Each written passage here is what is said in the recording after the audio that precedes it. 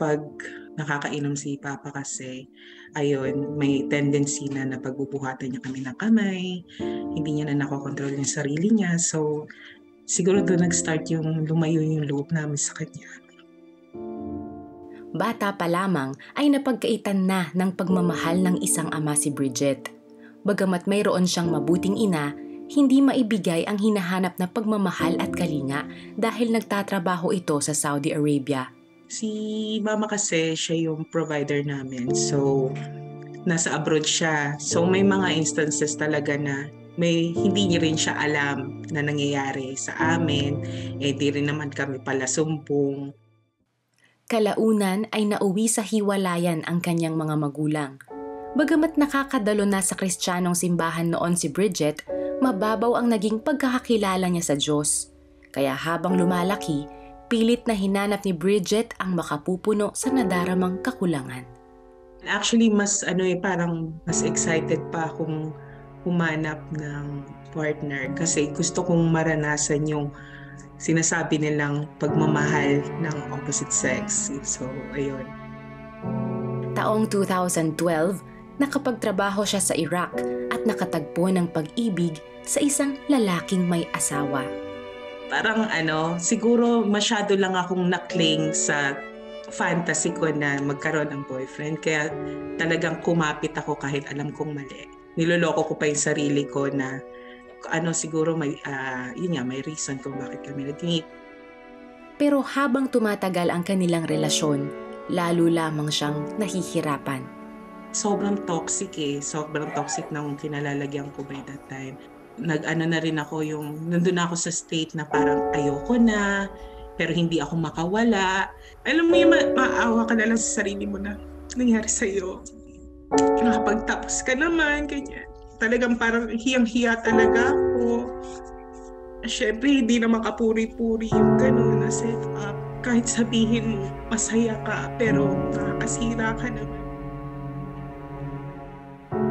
Sa kawalan ng pag-asa, tinangkanan niyang magpakamatay. Pero naisalba ang kanyang buhay. Matapos ang 3 taon, natuldukan din ang relasyon ni Bridget sa nobyong may pamilya. Ngunit panibagong hamon ang hinarap niya nang madiagnose naman ng lung cancer ang kanyang ama sa Pilipinas.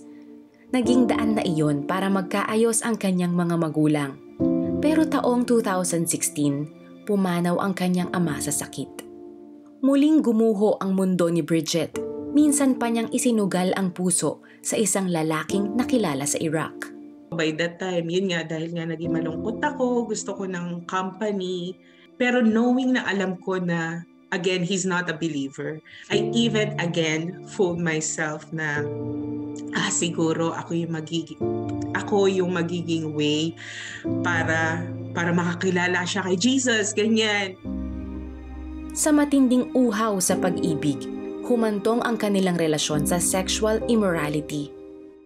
Hanggang isang araw, naanyayahan si Bridget na dumalo sa Kristiyanong pagtitipon sa Iraq, bagay na kanyang pinaunlakan.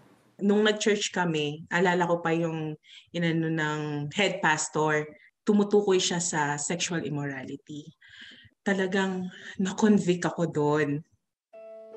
Doon naranasan ni Bridget ang pag-ibig ng Diyos na pumawi sa lahat ng kanyang kasalanan. Tinanggap niya ang kapatawaran ng Panginoon ng may pagsisisi at pagpasyang mamuhay sa kabanalan. Tinapos ni Bridget ang relasyon sa nobyo at piniling magbabad sa presensya ng Diyos kasama ang mga kapatid sa pananampalataya. Talaga yung church yung naging takbuhan ko noon. Talagang nililid nila ako sa scripture and doon na-highlight si God, why He deserves all glory and honor and praise.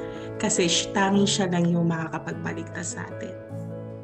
Ngayon ay aktibong naglilingkod si Bridget sa Diyos bilang worship leader sa kanilang simbahan sa Iraq.